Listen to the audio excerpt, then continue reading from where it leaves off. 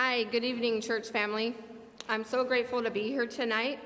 My name is Tisha Weir, and I am the director of Raising My Voice. I facilitate the class alongside Erin Houston, who also facilitates the class, and her and I have both been blessed with an amazing group of women in this last cohort.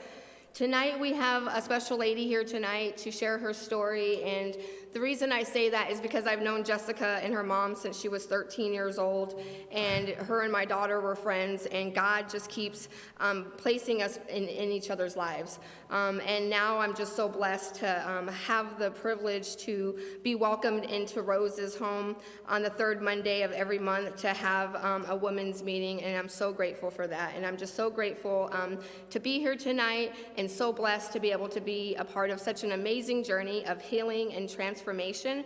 Raising My Voice is a class that helps women to no longer be defined by their past, and to heal and to go out into the world and to help to change the stigma, because we are not defined by the choices that we've made in the past. And so tonight I have the great privilege of asking Jessica Sullivan to please share her story with us.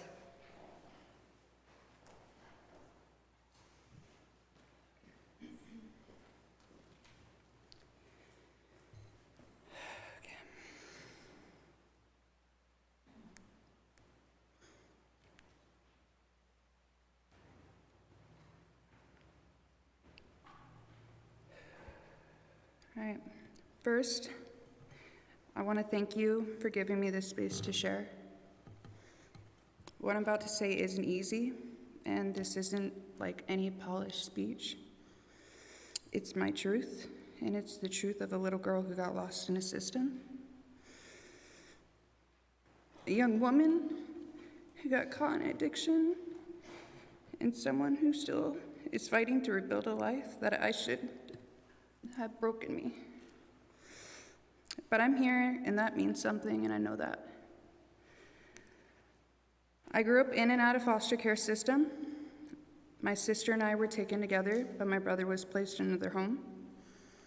We were just kids, we were confused, and we were scared. And already learning what it felt like to be let down.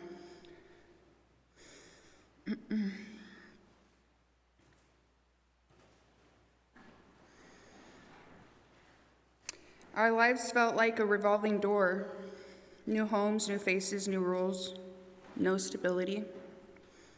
And my mom, she tried, but she was caught in her own addiction. And I remember every time she got us back, I would get my hopes up. Maybe this time it would be different. Maybe we'd be okay. Maybe I would actually be able to be a regular kid. But it was always the same cycle. She'd get us back, then she'd relapse, and CPS would show up again, this time with toys. And at first, I loved the toys. There was something shiny, something to hold on to. But eventually I realized what that meant. Toys meant disappointment. Toys meant my mom had failed me again. And eventually I didn't want the toys anymore. I just wanted my mom. I wanted her sober, and I wanted her to stay. Growing up like that, constantly waiting for the next time everything would fall apart, it does something to you. And it makes you grow up really fast, and it makes you build walls. And it also makes you believe that the pain is just a part of life. To make it worse, the man I knew as my dad went to prison, and just like that, the last bit of normal I thought I had was gone, and I felt abandoned by both of my parents. Like no one in the world could be trusted to stay. And then came one of the most darkest parts of my childhood, something that I don't talk about lightly.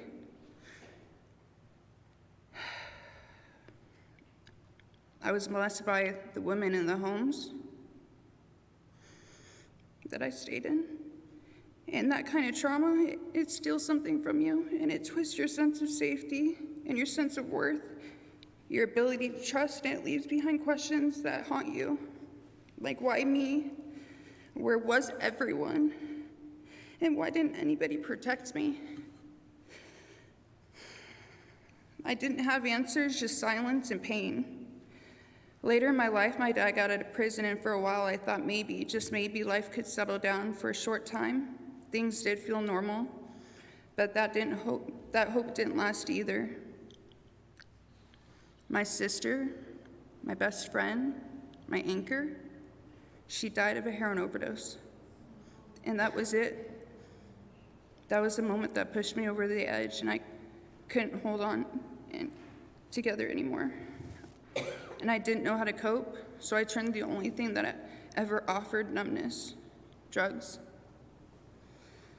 What started as a way to forget became a way of life, and I went from dealing to using to becoming that girl that you see on the side of the street and that you look away from.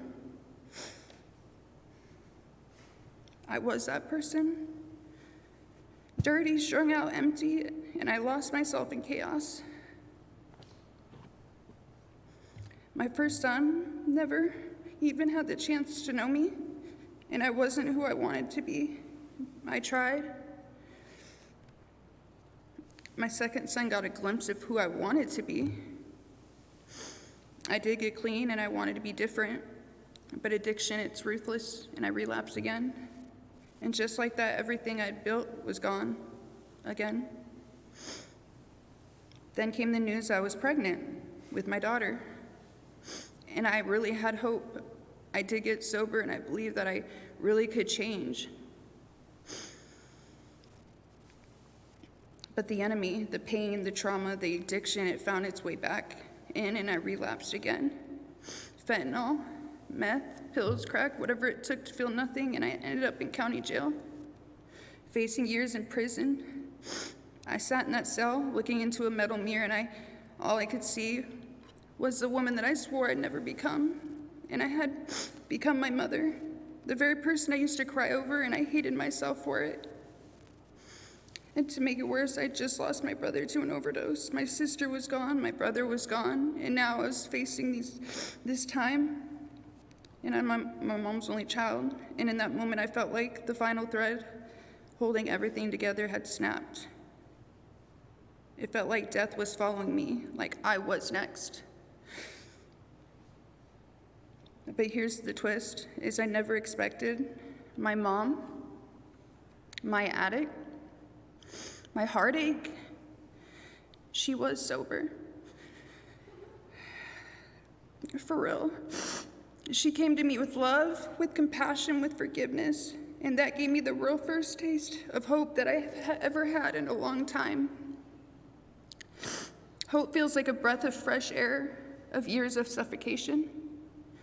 A quiet warmth in the chest, a softening of the body, and a flicker of light in a long, dark mind. It awakens the spirit, thoughts of possibility, that tomorrow can be different, that change is within reach, and it challenges the grips of addiction, offering the strength to say, not today, and the courage to envision a life of freedom. And that brings an image of a family closer. Laughter, forgiveness, and belonging. I served 2 years in Perryville prison. And those years, though they were hard, they saved my life. Not because of the prison walls, but because of the women inside that I met. Women like me, women who had been hurt, women who had hurt others, women who were still trying. We sat in groups, we told our stories, we cried, we held space for one another. And we learned from counselors, mentors, therapists. I went through programs that taught me how trauma lives in the body and how it warps your mind. I learned how to name the feelings and not run from them. I learned how to breathe again. I met volunteers who gave their time to remind us that we weren't just inmates. We were people worth fighting for, and people worth healing. And I learned something I never really understood before. Healing is not a straight line. It's a fight, a long, painful, beautiful fight, and it takes help, it takes community, and it takes grace. I found strength, not just to survive, but to grow, and I started seeing myself as a mother again. As a daughter, and as a woman who still had something to give. I still don't have contact with my kids, and that's a deep wound I carry every single day, but I believe because of what I lived through with my mom, that reconciliation is possible. And I've seen it happen. I've felt the power of forgiveness, and I pray every day that my kids will see it too.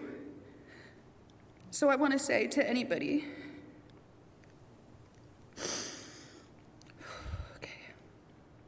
in this room who's ever felt invisible, abandoned, or broken beyond repair, please hear me. You are not too far gone. What I hope you take from my story is that belief that healing is always possible, no matter how deep the wounds may run or how far gone things may seem. If you were neglected, abused, or tossed between homes like I was, or if you grew up with addiction in your family, wonder if you ever be enough. If you ever looked at your own kids and thought I failed them just like I thought, you're not alone. There's still time to change. There's still time to reconnect. Still time to heal. And growth doesn't come easily. It doesn't come overnight, but it does come from the most broken places. Cycles can be broken. Stories can be rewritten. People can change. And I'm not done healing, and I still struggle, but I'm here. And I know that even the darkest places, hope has a way of finding light. Thank you for letting me share.